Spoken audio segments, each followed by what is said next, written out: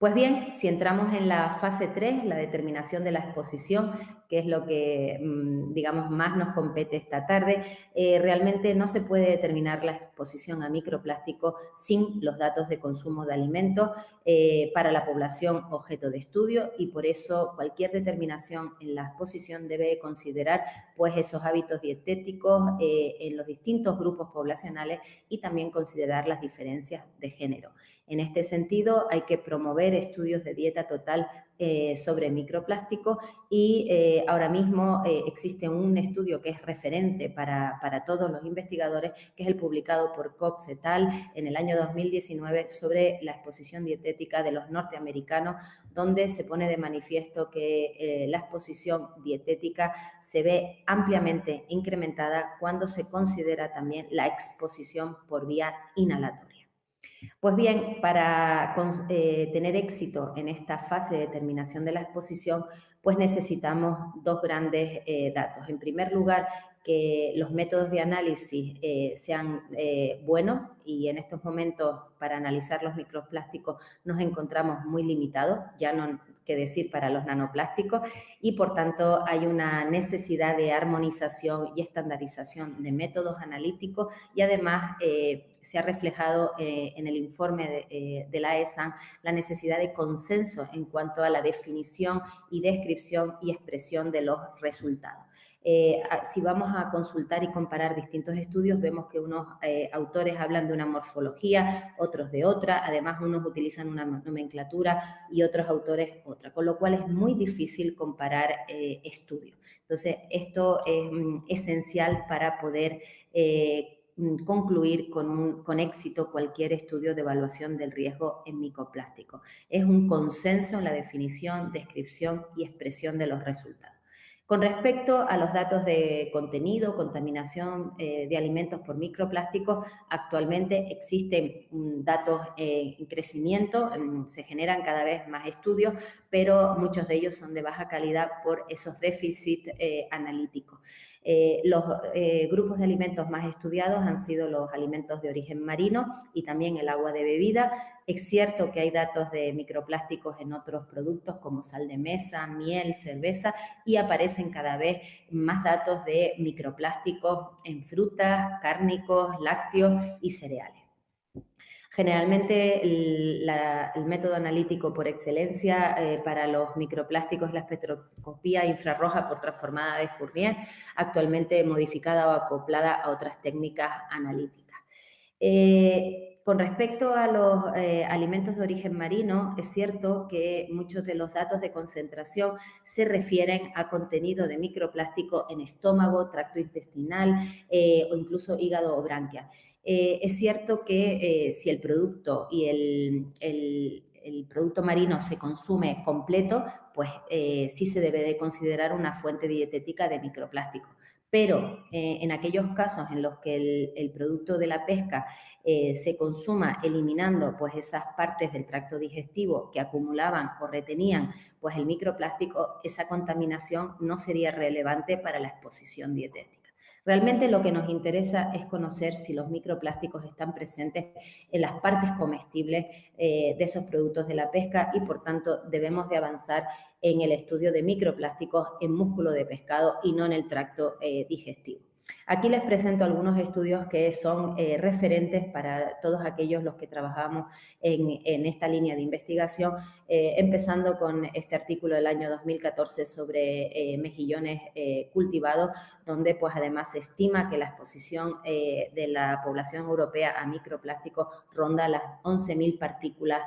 al año. Sin embargo, los estudios han ido avanzando y muchos de ellos se centran en la presencia de microplásticos en el tracto digestivo y, como digo, no tienen ninguna relevancia para la exposición dietética del consumidor, siempre que el consumidor no consuma esas partes del pescado. Si bien es cierto que muchas de las especies marinas estudiadas se sugieren como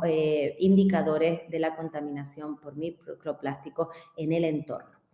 En el caso de las Islas Canarias, pues tenemos un estudio donde también analizamos el tracto gastrointestinal y señalamos al Scomber coleus como especie indicadora de la contaminación en la región canaria. Son otros los estudios en el mar Adriático que señalan ya esos top 5 o polímeros por excelencia que con mayor frecuencia tenemos en los productos marinos. Y vean ustedes que volvemos a reiterar aquellas moléculas que señalamos al principio en la identificación del peligro. Pues bien, este estudio de Catarino et al. Del año 2018 pone de manifiesto que si bien existen niveles de microplásticos en mejillones, la exposición del hombre a esos microplásticos por vía dietética es mínima si se compara con la exposición de las prendas de la ropa que puede caer al plato o al alimento durante las comidas. Por tanto, ya aquí se empieza a señalar que la preocupación por la vía dietética no debe de mermar la preocupación y la evaluación de otras vías de exposición, como puede ser la vía inhalatoria. Un estudio también referente es el publicado en Environmental Pollution por este grupo de investigadores coreanos, Cho et al., donde se analizan pues, las especies de bivalvos de mayor consumo y se detectan pues, no solo las concentraciones medias, sino la morfología de las fibras de microplásticos detectadas. Además, se señalan otra vez, de nuevo, esos polímeros principales. Entonces, cuando se hace evaluación del riesgo, ya tenemos que hacer como con los hidrocarburos aromáticos policíclicos, ir estrechando el foco y señalando aquellas moléculas que deben de ser nuestra prioridad, tanto en los métodos analíticos como en la regulación. Este estudio además avanza a no solo la determinación de microplásticos en los alimentos, sino en la estimación de la exposición dietética.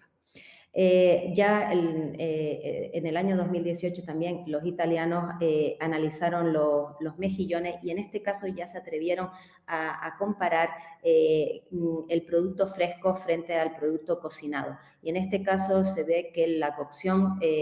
afecta a los niveles finales de microplástico, disminuyéndolos, y que el agua de cocción retiene parte de los microplásticos, pero los microplásticos cambian de morfología, teniendo un tamaño menor en el agua de cocción. La sal de mesa es otro de los alimentos más estudiados, habida cuenta de que tiene posiblemente esa relación con el medio marino, y a pesar de que hay una gran disparidad en los datos y publicaciones hasta ahora publicadas, hay algunos estudios que intentan comparar la calidad de las sales producidas en distintas zonas geográficas para relacionarlas con la contaminación ambiental. Este estudio lo he señalado porque ya desde el año 2017 se señala que este alimento, debido a su bajo consumo, pues a pesar de que esté contaminado con microplásticos, no supone un impacto sobre la salud para los consumidores. En este caso tenemos un estudio español publicado en el 17, donde también se analizan distintas sales de mesa, y con los datos de consumo de la población española de este producto se estima muy baja o insignificante la exposición dietética a microplásticos a partir de las sales de mesa. Han seguido mucho los estudios sobre sal de mesa, ya digo que es un alimento, y se observa que la sal de mar está siempre más contaminada que la sal de lago o la sal de roca, y que en ningún caso, también los turcos en esta ocasión, en una de las mejores revistas de seguridad alimentaria, pues consideran que la exposición a microplásticos a través de la sal pueda suponer ningún riesgo para la salud. Este estudio lo traigo porque también al analizar la presencia de microplásticos en los grupos de alimentos nos vemos que el origen de los productos va a condicionar la presencia de este contaminante. Y en concreto la sal de mesa procedente de las zonas asiáticas presentan mayores niveles de microplásticos que las sales producidas en otros entornos geográficos menos contaminados. Hay otros alimentos, ya se los mencioné, donde pues la comparativa de los resultados es casi imposible debido pues a la distinta nomenclatura utilizada por los autores y que precisa de armonización. Recientemente, en este coloquio que tuvimos la semana pasada, organizado por EFSA, se ponen de manifiesto nuevos casos de estudio. En este caso, fíjense ustedes, el tomate fresco, que presenta pues, unos niveles detectables de polietileno treftalato, el PET, y también presenta, en este caso, el polietileno en los,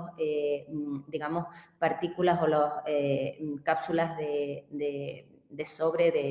de sopa, los famosos, digamos, ¿cómo se llama? Los cubitos de sopa.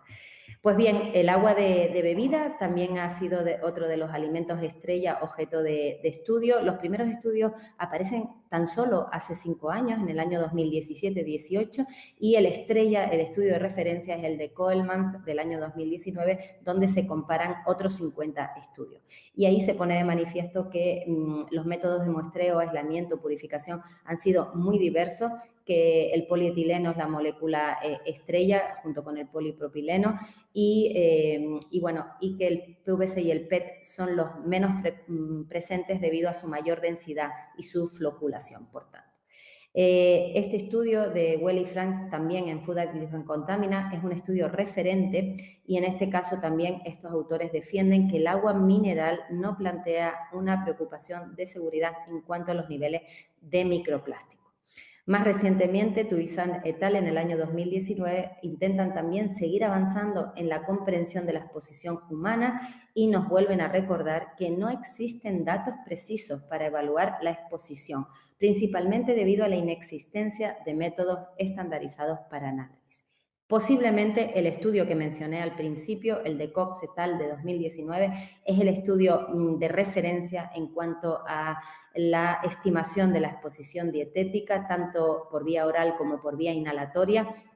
Y en este caso estos autores ponen de manifiesto que las personas, los consumidores que consumen agua embotellada suelen exponerse a más microplásticos que aquellos que consumen agua de abastecimiento público.